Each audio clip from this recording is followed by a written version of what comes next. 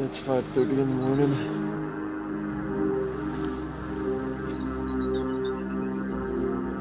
Over the years, I've just sort of been like paying attention to Ryan, like watching him. He's not the type of skater to go to a spot and just sit there. And he's not the type of skater to give up almost at all. Ryan has this focus and sort of a need to work as hard as possible to like get this thing. He's had the craziest path to like being a sponsored skater of anyone I've known. He's had like, I feel like 5 different careers. Ryan is the best skater from our town ever. He was supposed to be a pro skater when he was 17 years old. You know when he became a big league pro skater? He's 35. His parts are fucking gnarly. Higher impact than you would expect. Fuck you! He's the dude that's like nollie board sliding a giant hubba in a welcome video or a sci-fi Instagram clip. I think one of the things that like a casual fan would probably know him best for is that trans world thing he did. Ryan lays 102 trick line, which begins now. And that I guess kind of translates to his endurance running. So when I think about Ryan, he's like very nollie oriented and like switch line type of dude. The thing that I don't think a lot of pro skaters talk about, if you look at a pro skater that you like and they're just pro for a board sponsor, they're probably making less than $1,000 a month. Yeah. When you're 22 and you're making $1,000 a month, you're like, wow, this is amazing. Like I'm traveling, this is so great. And then in your 30s, you're like, okay, like I need to figure something out.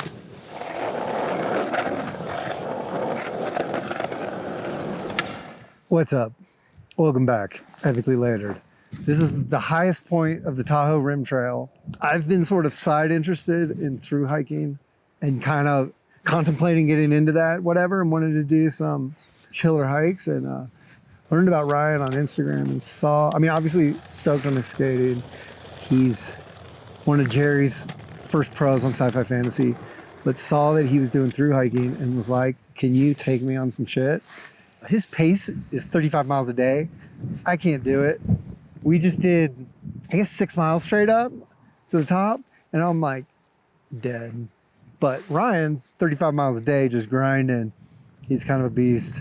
So we're learning about through hiking, learning about how to do this. And yeah, and also learn about Ryan's skating, talk about Welcome Skateboards, Rasa Libre, Sci-Fi Fantasy. He said he's on his like 30th sponsor. So we have a lot to dive into. I hope you guys enjoy it. I think that doing this trail at this time, I'm like at an interesting crossroads because when I got into trail running and through hiking, I felt like I was in the twilight of my skate career. I was like fine with that. You know, like I'd made peace and was like ready to check out. It wasn't even that I was uncomfortable with skating when I got into this stuff. It was just that, you know, you kind of look at the writing on the wall and you're like, all right, I got a board sponsor, no clothing sponsor, no shoe sponsor. I'm in my 30s, probably time to hang up the towel. Getting on Sci-Fi opened up a lot of doors for me and gave me like a few more years of, I don't know, possibility. And so I'm thankful to be doing this at the moment, but at the same time, I was like, damn, I really need to focus on skating right now. You ready to hike around Lake Tahoe, Patrick? I'm ready. What's your trail name? My trail name is Backtrack. I had a couple instances of leaving shit behind that fell out of my pack, which is, I'm pretty harebrained, so it's not unusual. But that's kind of like the nature of trails, is like you lose things and you find things. Like the trail gives and the trail takes. See you guys in a little bit. A through hike is like a multi-day point-to-point backpacking trip. Basically, you're just out here with everything you need to survive.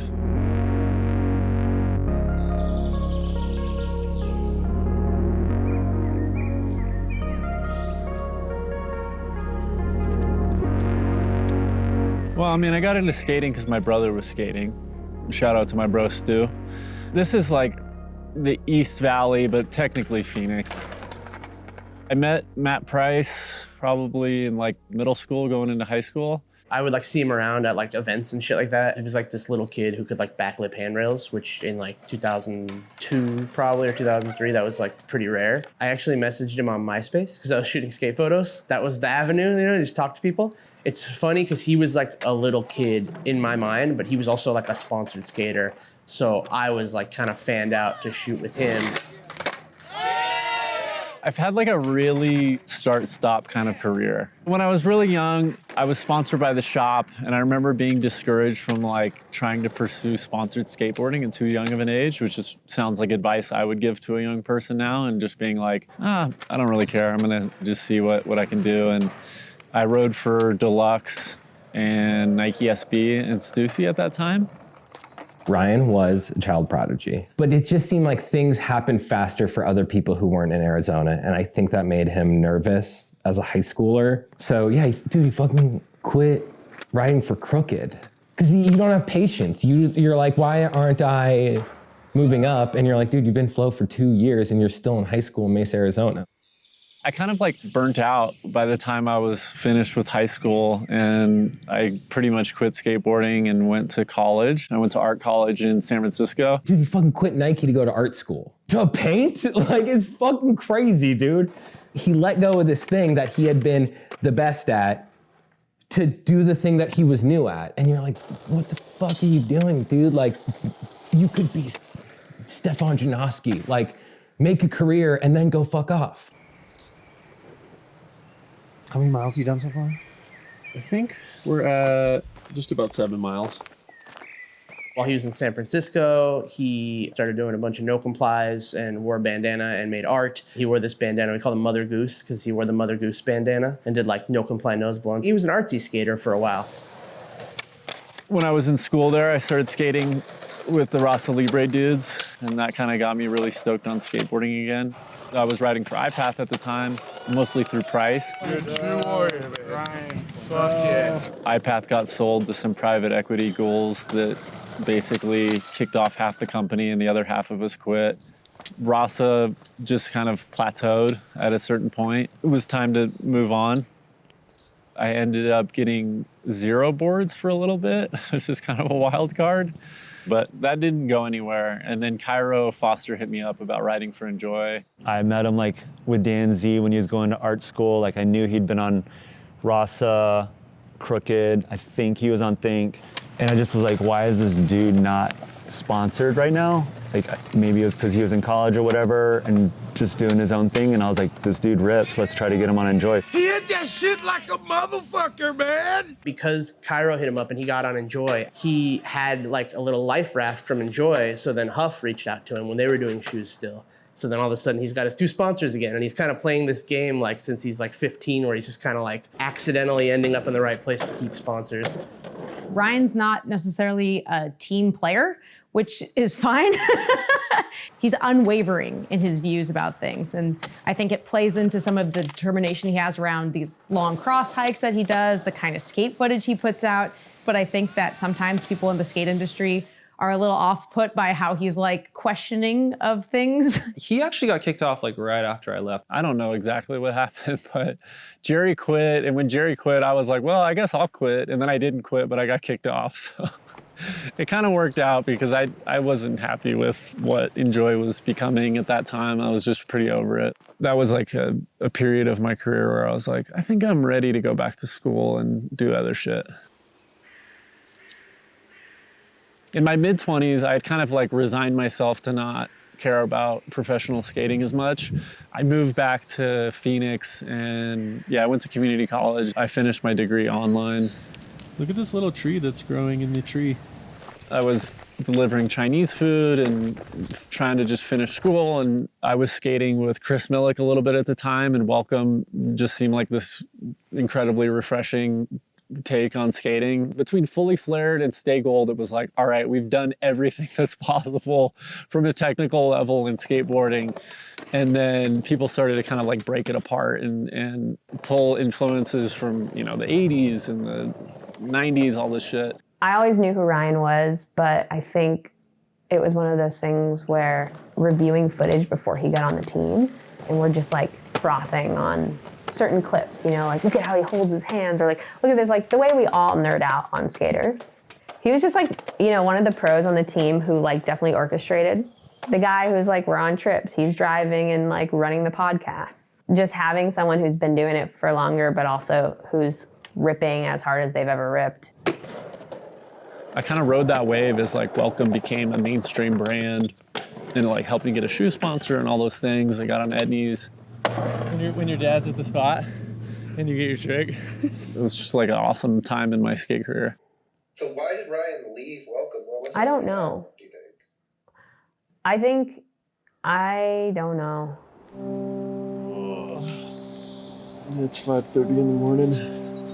How far are you gonna go today?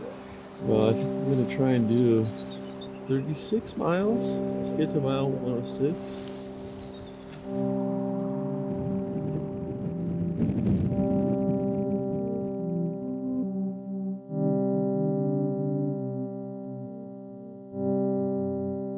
I feel like I quit Welcome because I wanted the excitement of like being part of a new project. Ryan is a momentum rider. Like he wants to build things. He's not gonna sit on a brand that doesn't have any momentum just to collect a paycheck. You know, every skater has that like push-pull of like, I want to get paid, but is the company that I'm riding for, is it like, you know, personally fulfilling? And I think a lot of the soul from Welcome had been like sucked out of it. They're like in Urban Outfitters and stuff. So when I was talking to him about it, he was considering retiring from skating.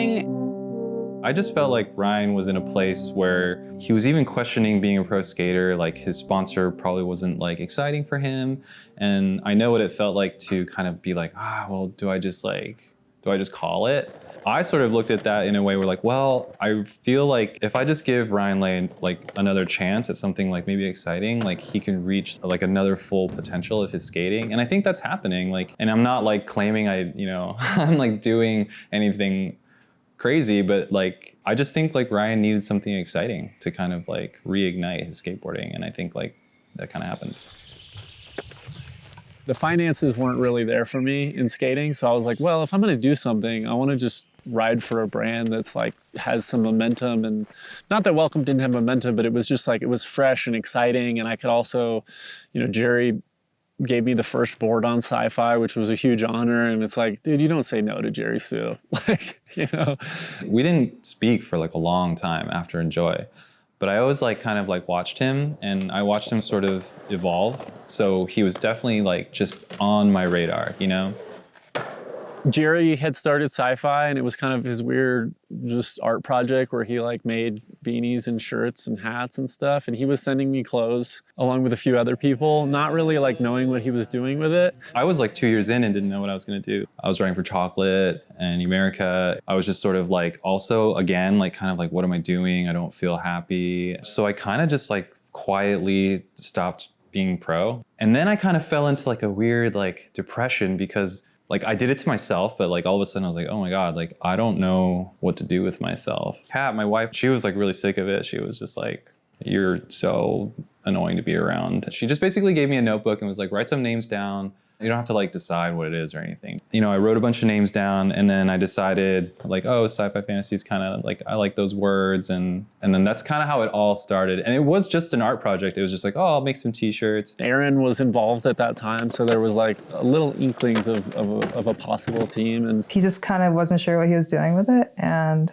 I was just like, yeah, I think you should make it a board company, because if you did, you know, it'd be cool, you know, to see, and like I would ride for it. You know, I was like kind of just suggesting, you know, saying that, and then he ended up doing it like, you know, a month later, which was really cool to see because the first board graphics were really cool.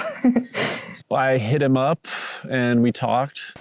We had like light correspondence online, and then he just kind of was like, hey, like, what are you doing with Sci-Fi? And then it kind of came up that he was going to leave his sponsor, and pretty quickly I was just like, oh, well, you know, like, I'll put you on. I can't really put into words exactly like what makes Ryan a good skateboarder or a good fit. Like, I don't really know. I just like being around him, and I like his skating. At the time, it was just me and Aaron. Like, there was no identity. There were no boxes to be checked.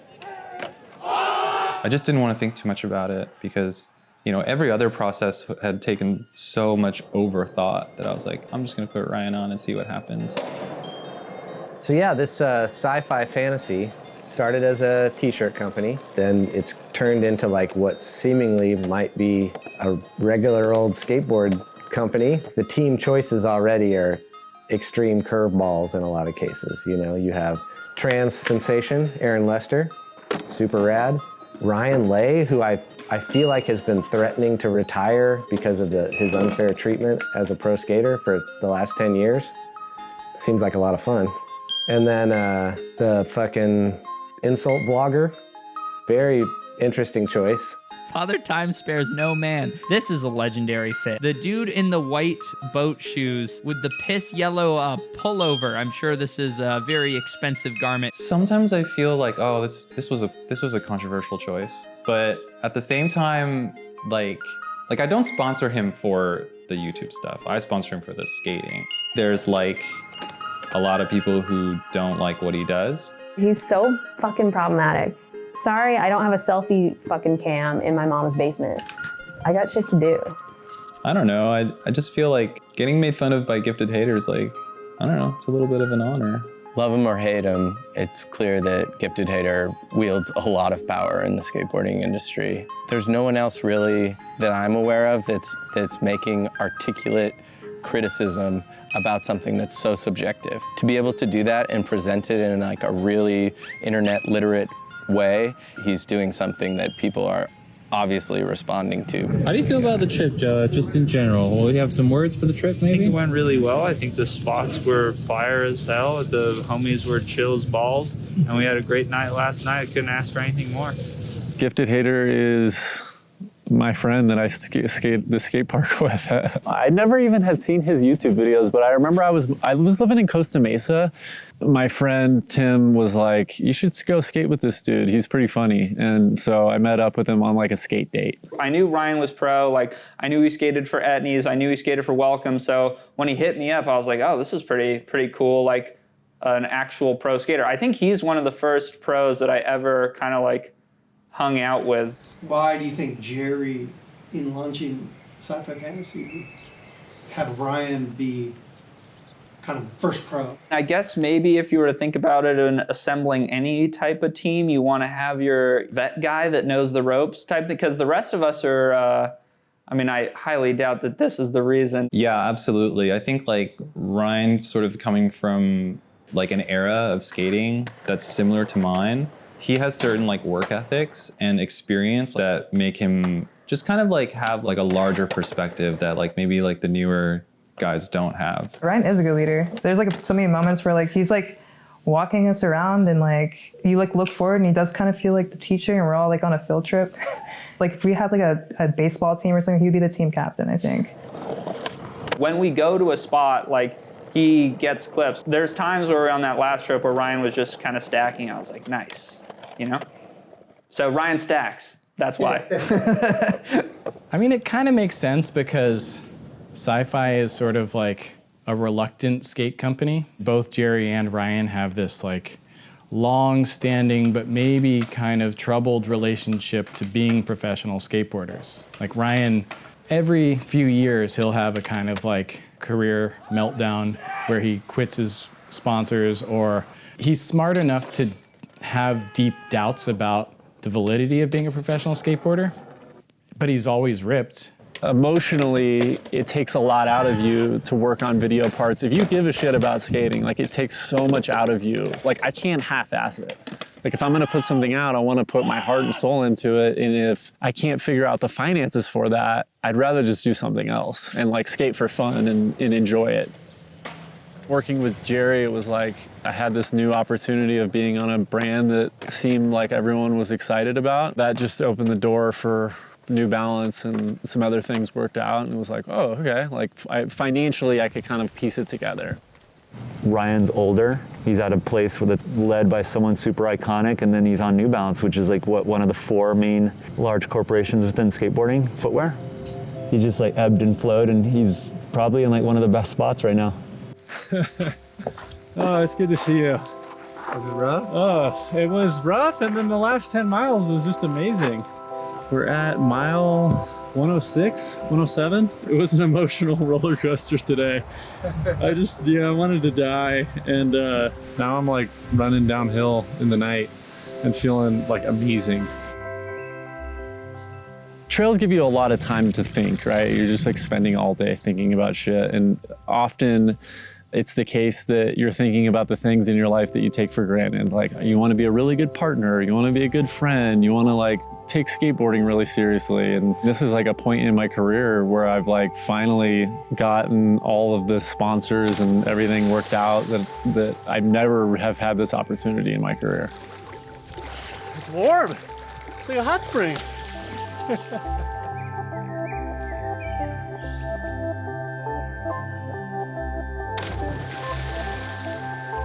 I think about like literal skateboard tricks when I'm on trail. Like I'll be like daydreaming about like, could I do like a switch flip back nose grind 180? That's one that I've been thinking about. Or like, yeah, just working on projects.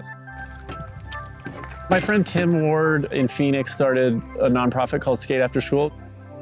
Skate After School does after-school programming for low-income elementary schools. But skating. Yeah, but it's skating related. We started out refurbishing old skateboards, going to the community center, donating the boards. That turned into like weekly meetups. And then now we have a truck that basically has a full mobile skate park, 30 skateboards, helmets, wrist guards. We show up to a school one day a week and deliver programs with a bunch of volunteers. Because of Skate After School, I've built relationships with a lot of nonprofits globally. I've been to Palestine several times. So I'm an ambassador for SkatePal, which is an organization in the West Bank. Ryan has so much extensive experience in Palestine, having filmed Wellspring there and being an ambassador for SkatePal. In his whole career, it's always been about doing these big pushes, like these big projects. You know, even slow impact too. Create his own event series in Tempe, Arizona, get everybody to come out to Tempe.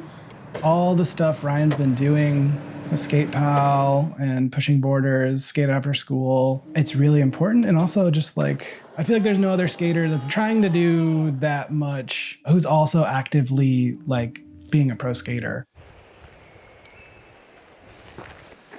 Looking like shit, feeling like shit.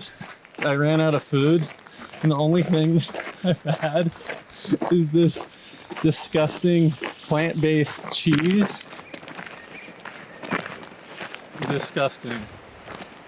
Ryan and I are like myself in that there's like a ADD, like ticking, like anxious thing, and skating like really numbs or dulls that for a lot of people. And I could see that, you know, just being outside and trying to climb something would probably quell that as well. I think like what it is really the high that you get, you know, like runner's high.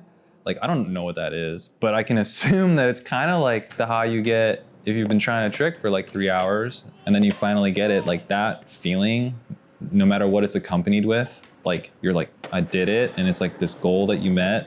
There's really nothing like that. How many miles you do today? Today, almost 28 miles. We've got 5 more to go. I think that for me, it's like get as far away from skating so that you like really appreciate it, because the thing that happens whenever you monetize something that's your passion or your life, suddenly like you actually need escapes from it, because the thing that you spent all this time, it's no longer an escape. Like it becomes a job. Coming on a hike like this is like, dude, I miss skating so much when I'm gone for a couple weeks, and then I have like the recovery process, and then I come back into it and I feel recharged, and I'm like, okay, I'm not taking this for granted anymore. How's it feel? Oh, I feel good in the moment. I felt like I was gonna die all day. I think I'm done doing this kind of stuff for a while. Skate only. You got some stats? But it was 175 miles, 24,400 feet of elevation gain, and pretty much averaged about 35 miles a day. The rawest move you can do after this is go to the pedicure salon tomorrow and have them shake you up.